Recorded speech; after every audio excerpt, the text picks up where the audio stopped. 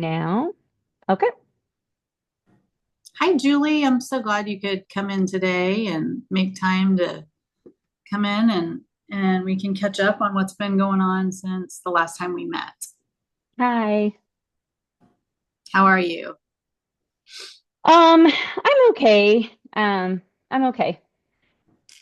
Okay, so what's been going on since the last time you were in? Um, well, there's just been something really bothering me. It started to hit me after we met last time, and I've been just kind of keep thinking about it, and it's kind of just been upsetting to me. So I thought maybe we should talk about it. Of course. I'm always here to listen and I certainly want to know what's on your mind. Yeah, so I know we were talking last time. I was talking to you about my spouse and my relationship, and like I don't think you kept referring to my husband, and I'm married to a woman, and I don't think I know you kept saying my husband and making this assumption that I'm heterosexual and married to a man, and I'm not. And I don't know, I kind of came back after last time, and I was thinking it just kind of kept sitting in my head that you just kept referring to a husband, and I don't know, it just like I just felt like I'm really uncomfortable for me, I guess. Oh my goodness. I am so sorry. And I really do appreciate you bringing this up. Um, First of all, I want to sincerely apologize for assuming your relationship orientation. Um, I realize that that may have made you feel invalidated and unseen, and I am absolutely sorry for that. That was a horrible assumption on my part, and certainly something I need to grow from. And I hope that you can accept my apology, realizing that I certainly did not mean to make you feel that way. Yeah, I mean, thank you for that. I guess I don't know why it just kept it kind of just stuck with me because like my whole life I have to kind of I feel like I'm always having to explain myself to people, or people make these assumptions all the time, and I get tired of it. Like I just feel like I was just kind of hoping that here maybe that wouldn't happen, and yet it did, and it's like, oh, here we go again. And I feel like I feel almost like this, like it's just dismissed, like I'm erased in some way. It's not as important, or it doesn't matter. And it just, I don't know, it's really hard for me to talk about because like I just, I have to do this a lot, and it's just uncomfortable. And I just was hoping that this would be different. Julie, I completely understand. It is really important to me to create a space where you feel safe and comfortable, just being who you are. And I just want to ensure you that it is going to be my utmost priority to um, ensure that our conversations honor that going forward. Um, Cultural humility is definitely something that I strive for and work on, and part of that is recognizing my own biases, and this is certainly bringing that to light for me. And again, I'm so sorry that it was hurtful to you. I did not mean for that to happen. And if I'm being completely honest and transparent, I don't work with a huge population um, in the LGBTQ community. And it is definitely a community I want to reach out to, that I want to become more competent in counseling. but it's not one that I have a lot of experience with as of yet. So on some level, asking for your patience and asking for you to help, you know, um, by bringing these things to my attention when those kind of things feel like aggressions towards you. I would never want you to feel that way in the office, and want you to feel comfortable and heard and validated. And I just hope that going forward, we can create a space where you do feel that way. What do you think I could do that would directly impact or change that for you, the experience for you as the client coming in? How could I make that better for you? What would that look like?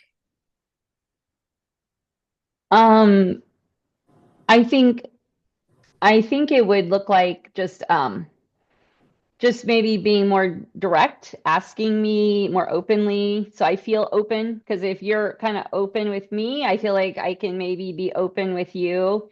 So I don't feel like there's this barrier between us. Because, like, the last time I didn't know if I should even say anything because it was like your assumption was just like solid. And then I felt like I don't even know if I can bring this up. Like, I'm not even sure I want to discuss this anymore. So, but I guess just maybe having like maybe just being, if you're not sure about something, just asking me, like, and I'd rather just have it direct like that than have this like this just this kind of barrier that like you're not really saying, and or I'm kind of upset about something like that because you're saying something and it's not true about me or something like that. I don't know if that makes sense, but Absolutely. I really appreciate the suggestion. So to kind of recap, I'll focus on asking questions that center around your identity and experiences rather than making assumptions. And, you know, it's vital for me to understand how your cultural background influences your life and our. So I will be listening and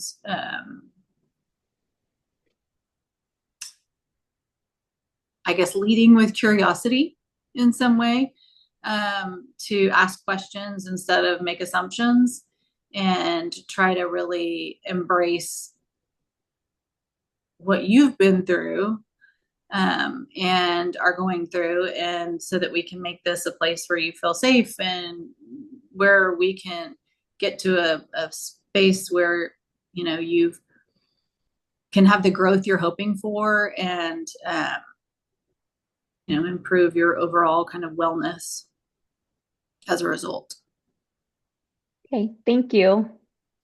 Absolutely. Um, We're good on time, so okay. Well, I appreciate your patience and willingness to help, you know, me improve as a counselor, because not a space that I have a lot of experience in. All right. So okay.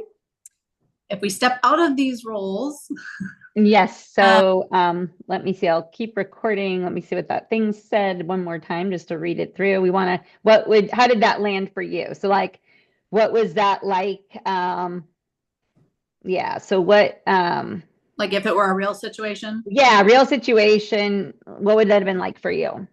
So as the counselor, of course, it feels, you know, instant anxiety Mm-hmm. because you are kind of being confronted on something you did that was hurtful to them, and they're already coming to you from a hurt place, and you've now added to that. So naturally there is anxiety that accompanies that.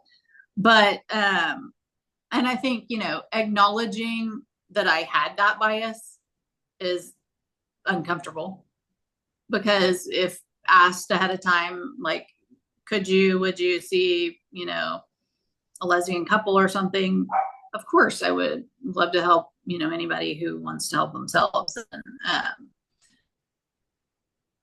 I don't know.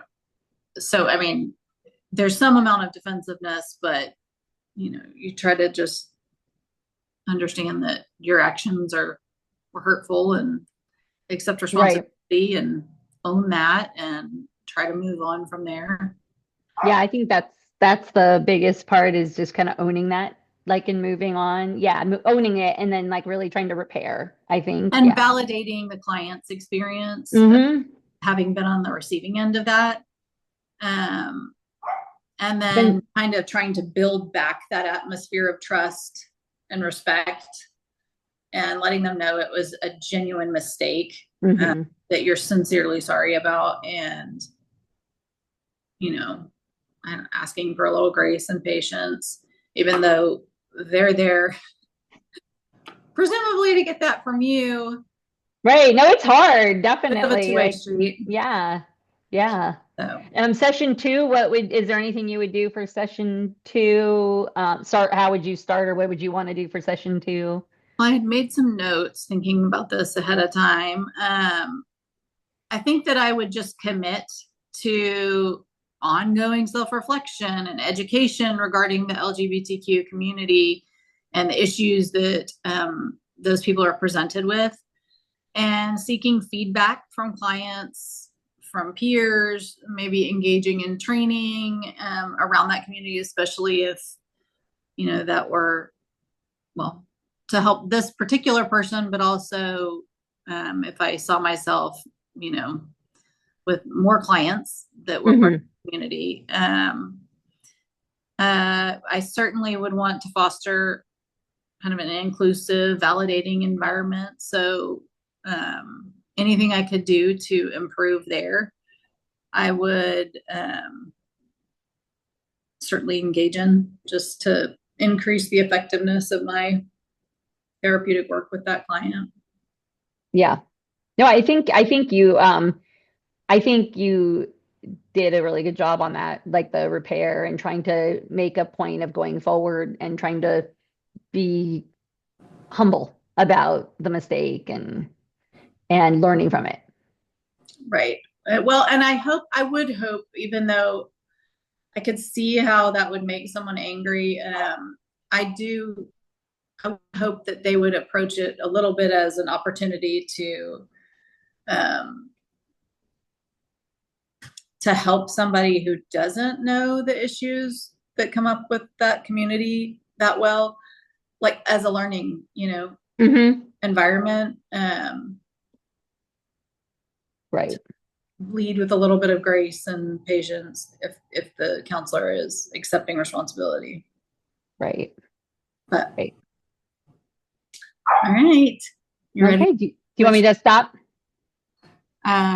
Stop recording. Yeah. Okay. Sure. Mhm. Okay.